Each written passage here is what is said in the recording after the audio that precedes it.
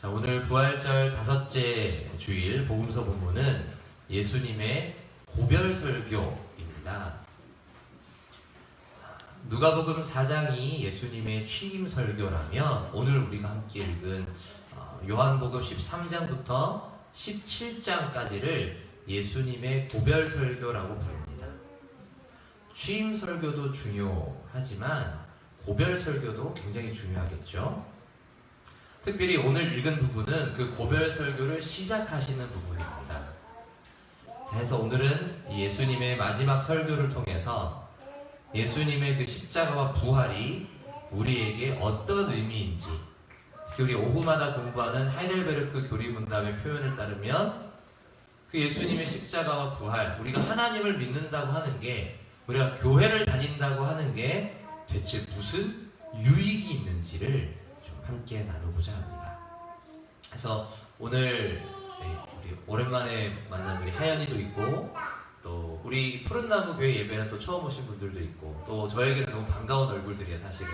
그래서 너무 참 기쁘기도 하고 행복한데요.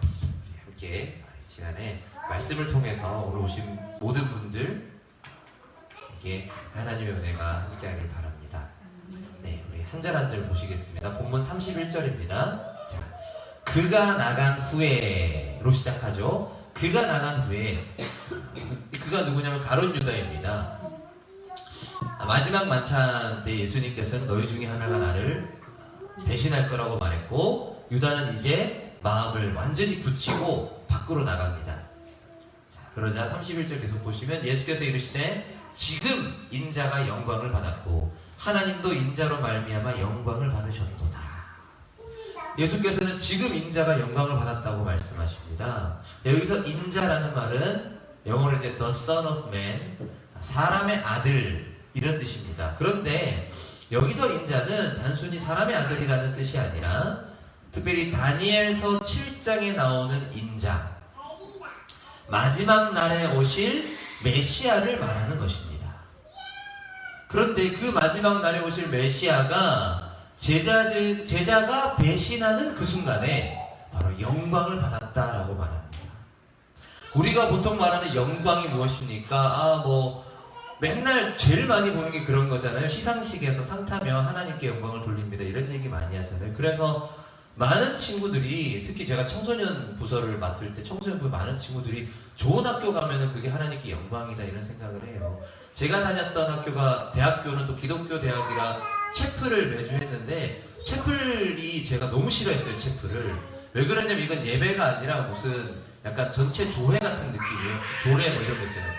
그래가지고 어떤 식이냐면 그 시간에 공모전 나가서 상 탄 친구들 올라와서 막 상 주고 막 다 같이 박수 칩시다 이런 거 하는데, 물론 수고했고 참 축하할 일이지만 공모전 떨어진 친구는 뭐예요? 한 번 단상에 올라가 보지도 못하는 거예요. 저처럼 공모전 한 번 안 나간 사람은 한 번도 못 올라가고 대학 8년 반을 다녔는데 이제 한 번도 못 올라가 보는 거죠. 저는 그런 게 과연 예배와 이것이 좀 이게 안 맞지 않나, 좀 이런 생각을 많이 했습니다. 그런데 놀라운 것은 제가 신학을 공부하고 보니까 하나님께서 말씀하시는 영광은 그런 게 아니더라고요. 오늘 요한복음이 말하는 영광은 바로 고난입니다. 3년 동안 동거동락했던 그 제자에게 배신당하는 그 순간이 바로, 그래서 이제부터 그날 밤부터 시작될 고난, 새벽부터 이제 시작될 고난, 잡혀가고 막 두드려 맞고 침 뱉고 나중에는 결국 채찍을 맞으시고 십자가에 달리실 그 고난이 바로 하나님께는 영광이 되는 것입니다. 32절입니다. 만일 하나님이 그로 말미암아 영광을 받으셨으면 하나님도 자기로 말미암아 그에게 영광을 주시리니 곧 주시리라. 곧 주시리라. 그러니까 곧 시작될 그 고난을 계속해서 요한은 영광이라고 부릅니다. 그런데 그 고난이 영광이 될 수 있는 이유는 그 고난이 자신의 잘못 때문에 주어진 게 아니라는 거죠. 내 잘못이면 그게 무슨 영광입니까? 그냥 잘못했으니까 고난 받는 건데, 그게 아니라 이것은 내 잘못 때문이 아니라 다른 사람의 잘못을 지고 가는 고난이기 때문에 그렇게 이것이 하나님께 영광이 됩니다. 그 고난이, 그 십자가의 죽음이 예수님의 잘못 때문이 아니었다는 그 하나님 편에서의 확증이 뭐냐? 바로 부활이었습니다. 주님의 부활은 능력, 사망을 이겼다 이런 것도 있지만은 더 중요한 사실 중에 하나는 예수님의 죽음이 자기 잘못이 아니었다는 거예요. 그 사람의 죄 때문에 죽었으면은 그냥 죽은 거죠. 우리 인간은 모두 다 죽습니다.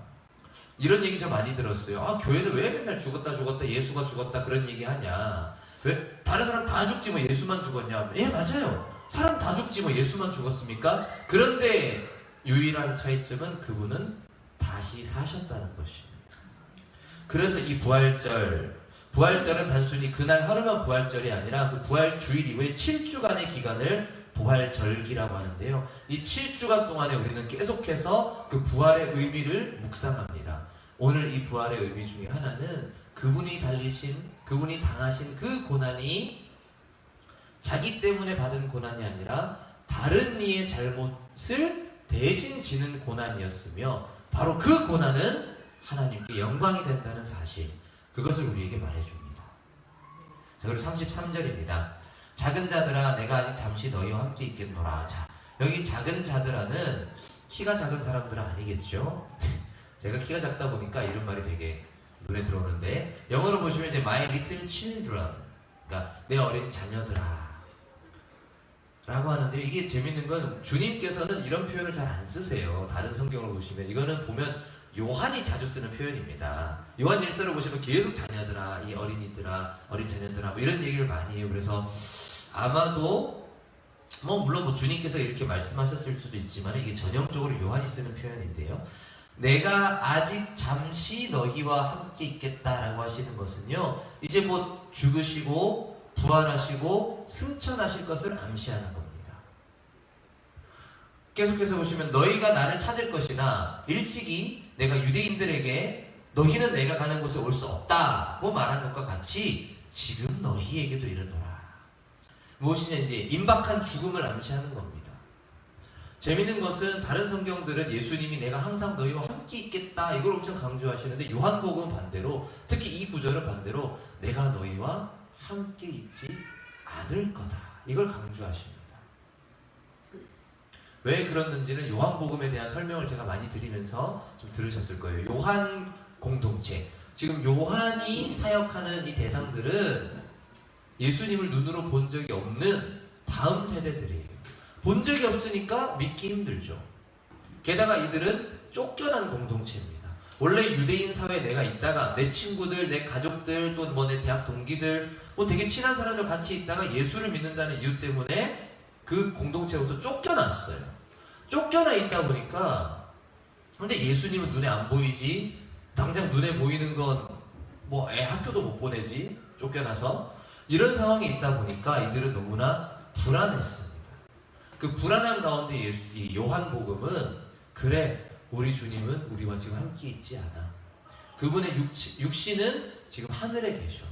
그런데 그럼 우리는 어떻게 그분이 우리와 함께 하시는 어떤 그런 사랑과 은혜, 그런 걸 우리가 느낄 수 있고 확신할 수 있을까? 이게 지금 요한에게 아주 중요한 문제였어요. 그 문제에 대한 대답이 이제 34절부터 나옵니다.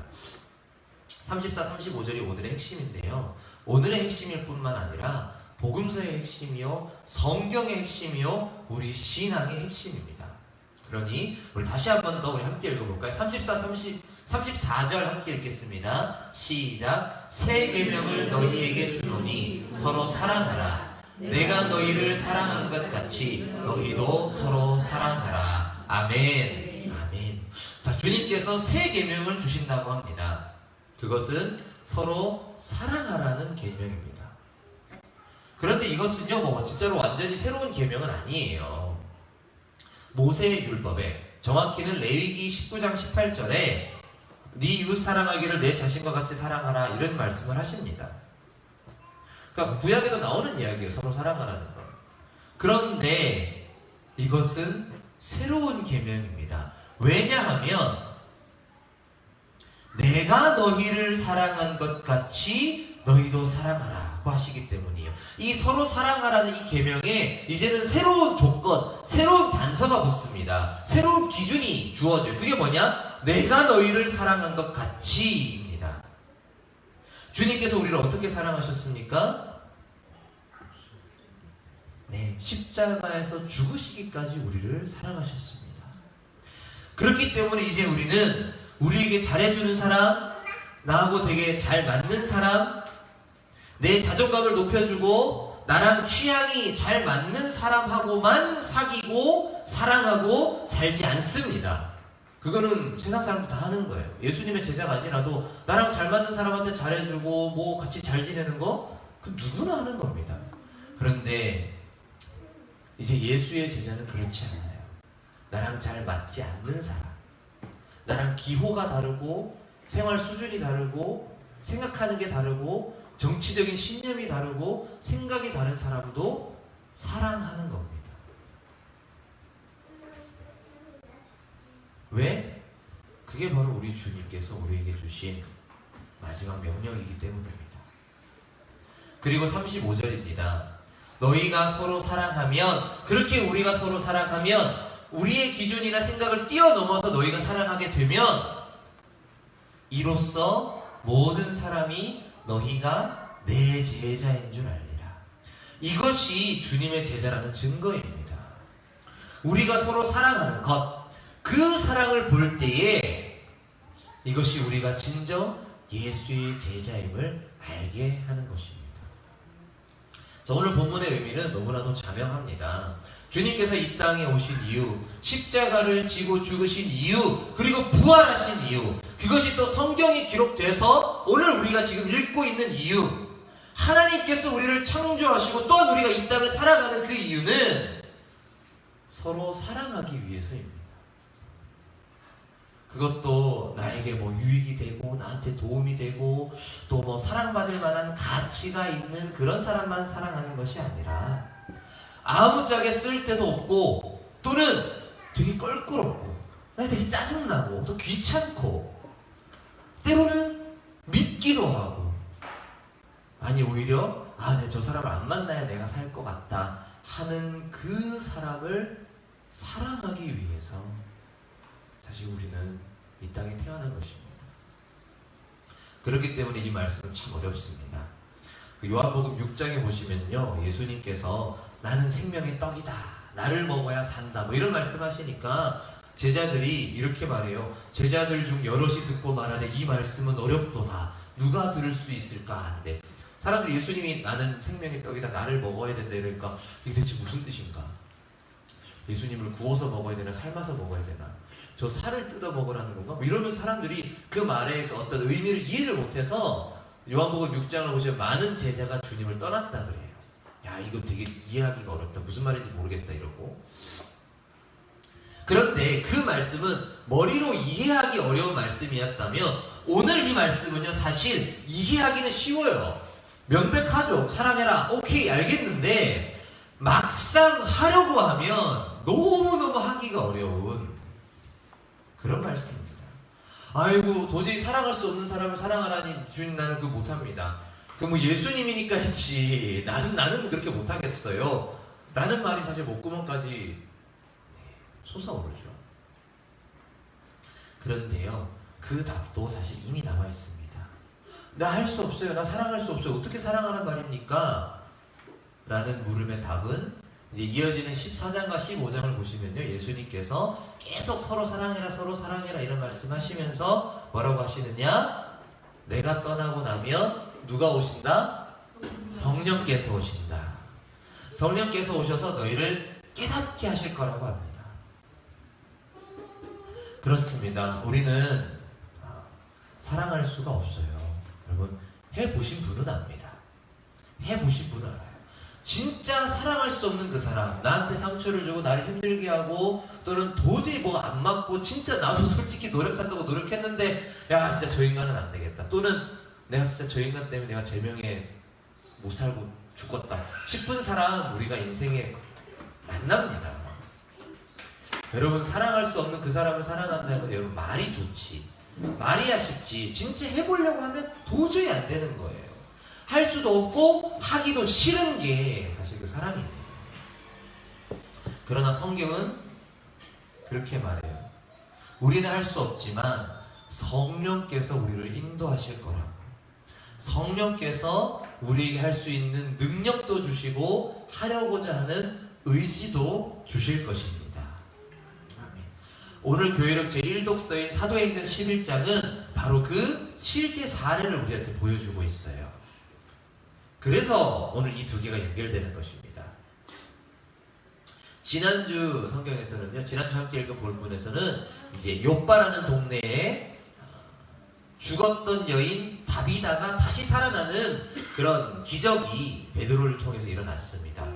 그러고 나서 베드로는요, 무두장이 시몬의 집에 머물렀다 이렇게 말해요. 이 무두장이가 뭐냐, 가죽을 이렇게 두두두두 해가지고 이렇게 쓸 수 있는 걸로 만드는 사람이죠. 그런데 이 무두장이는요, 유대인들 입장에서는 굉장히 기피하고 경멸하는 직종이었습니다. 왜냐하면 동물의 시체를 만져야 되잖아요. 동물 시체에서 가죽을 벗겨내야 되고, 또 그 과정에서 뭐 냄새도 너무 많이 나고, 뭐 이게 종교적으로나 뭐 위생적으로나 뭐 노동 환경을 보기로나 뭐 복리 후생을 봐서나 이게 뭐 제 최악인 거예요. 그런데 베드로는 그런 무두장의 집에 머물렀습니다. 그러니까 이를 봐서 베드로는 이미 그런 유대인의 기준을, 그리고 유대인의 어떤 기존의 관습이나 뭐 기준 문화 이런 걸 이미 좀 넘어선 것 같아요. 그런데 아직 그런 베드로도 뭔가 해결 안 된 문제가 있어요. 욥바에서 그냥 기도하고 있는 베드로에게 갑자기 환상이 보이면서 하나님이 나타나셔가지고 율법에 부정하다고 규정된 음식을 먹으라고 하나님 하십니다. 그러니까 베드로가 하는 말이 뭐냐, 아이고 어떻게 제가 율법을 어깁니까? 뭐 이렇게 얘기해요. 당연하죠. 베드로는 유대인으로서 아직 율법을 어긴 적이 없어요. 여러분, 지금도 보면요, 말씀하면서 뭐 율법주의적으로 막 가르치고 자기도 그렇게 살고 그런 분들 되게 많지 않습니까? 하나님을 믿고 예수를 믿지만은 예수를 믿는 것보다도 어떤 율법, 여기서 말하는 율법이 어떤 거냐, 주일 성수, 11조, 새벽기도, 술, 담배 안 하는 거. 이게 마치 예수 믿고 사는 것의 전부인 것처럼 가르치고 그걸 목숨처럼 지키는 사람 얼마나 많습니까? 근데 성경을 자세히 읽어보시면은 그게 뭐 신앙의 핵심이다 그런 얘기 없습니다.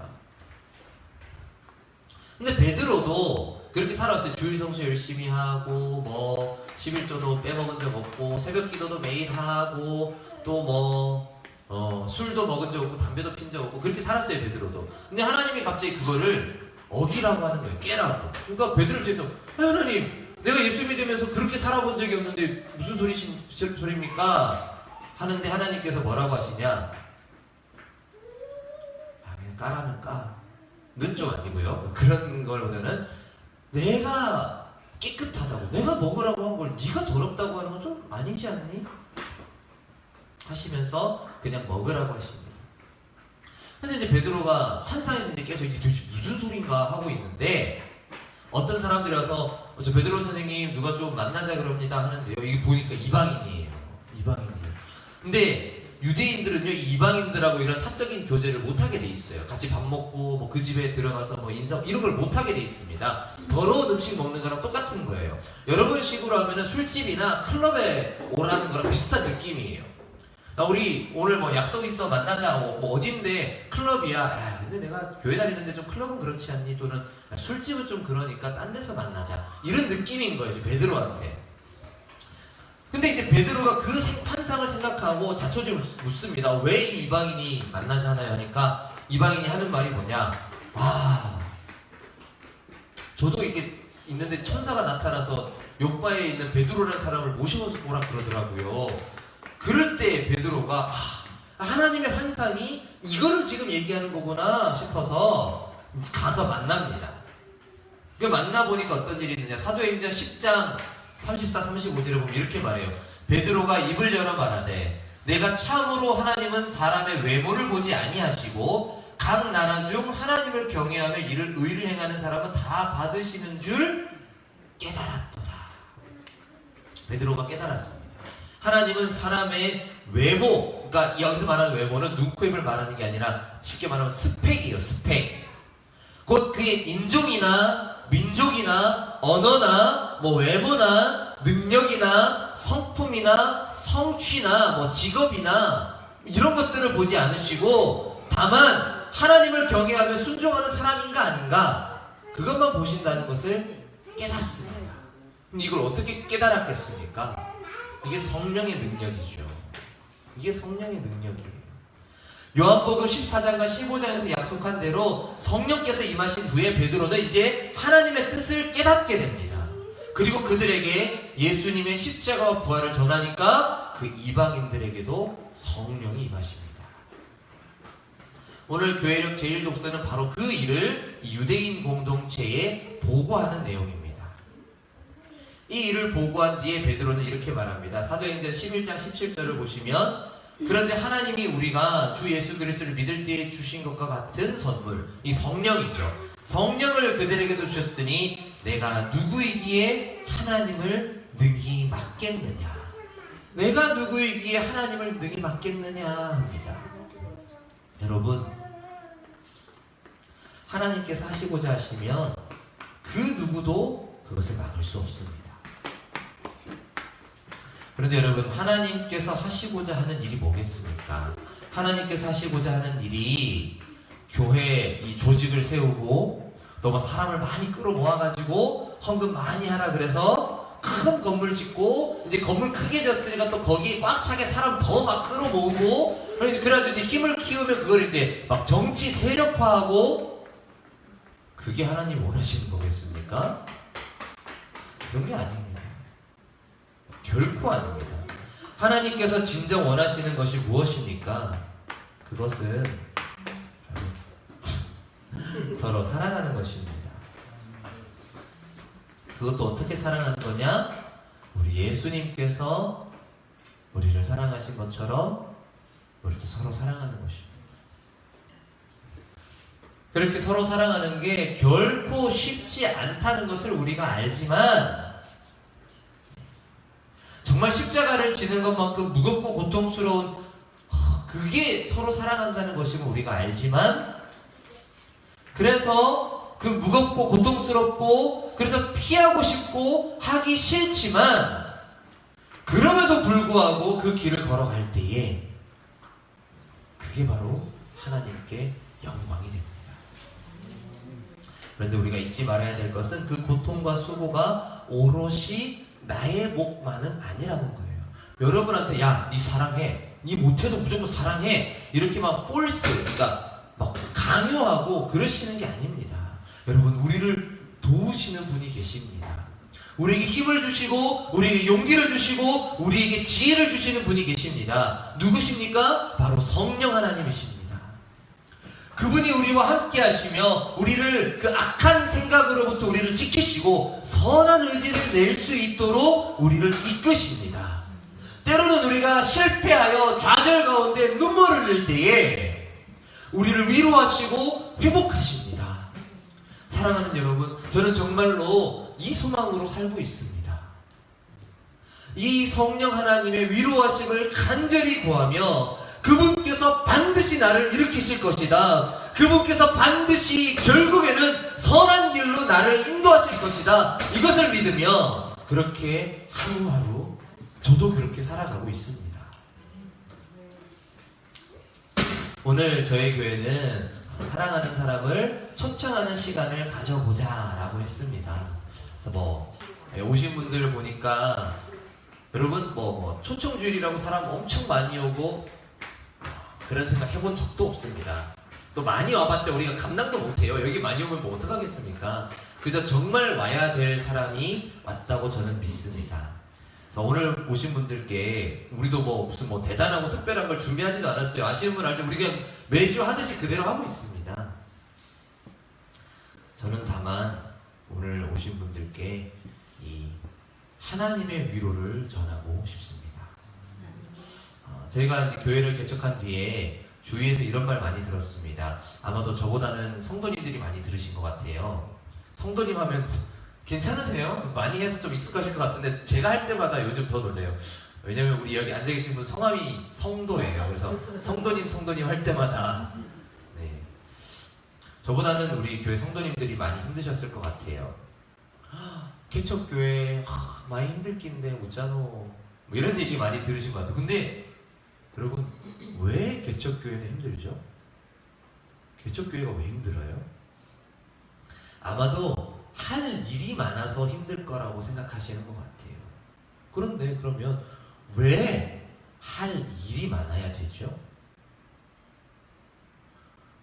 여러분, 교회는 그런 곳이 아니에요. 여러분, 교회는 일하는 곳 아닙니다. 교회는 일하는 곳이 아니에요. 여러분, 교회는 섬기는 곳 아닙니다. 내가 섬기는 교회, 저는 사실 좀 안 맞는 얘기라고 생각해요. 뭘 교회를 섬깁니까? 교회는 그런 곳 아니에요. 우리는 교회를 섬기기 위해 이곳에 모이지 않았습니다. 여러분, 우리는 서로를 섬기기 위해 이곳에 모인 겁니다. 하나님이 우리를 부르신 이유, 하나님이 우리를 하나님의 백성 삼으신 이유는 교회라는 눈에 보이지도 않는 어떤 조직, 어떤 단체, 또는 눈에 보이는 어떤 건물, 이런 것들을 섬기려고 막 우리를 모아가지고 막 하나님 우리를 막 채찍질하고 뭐 돈 거두고 막 일 시키고 그런 거 아닙니다. 그거 교회 아니에요. 그거 하나님 우리 하나님 그런 분 아닙니다. 진짜 그런 분 아니에요.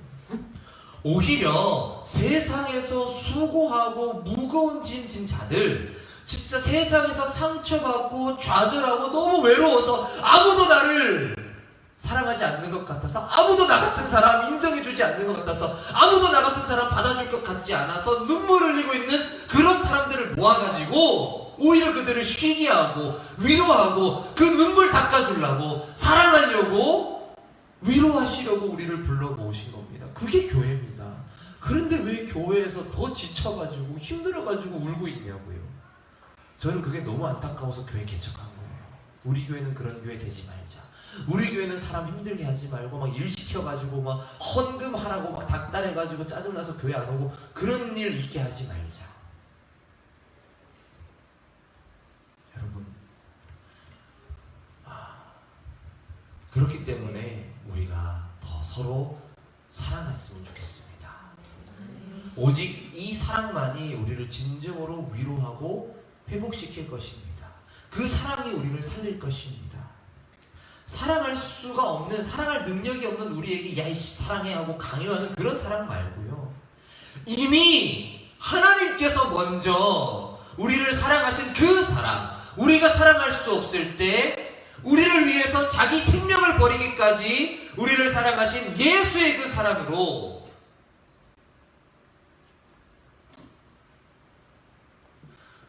우리를 먼저 사랑하신 그 사랑을 우리가 먼저 알고 깨닫고 누렸으면 좋겠습니다.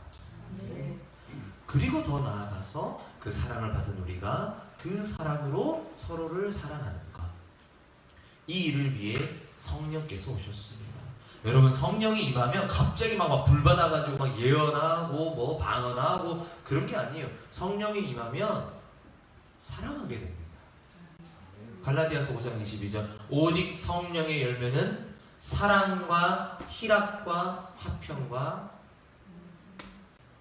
이렇게 나아가는 거예요. 여러분, 창조로부터 지금까지 그리고 마지막 날까지 신실하게 변함없이 우리를 사랑하시는 그 아버지 하나님의 사랑이,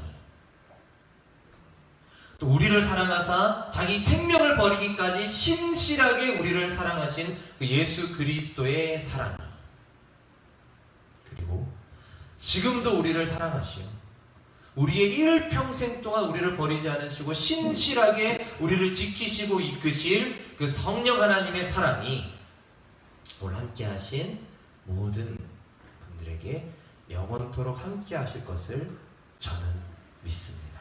아멘. 우리 함께 찬양하려고 합니다.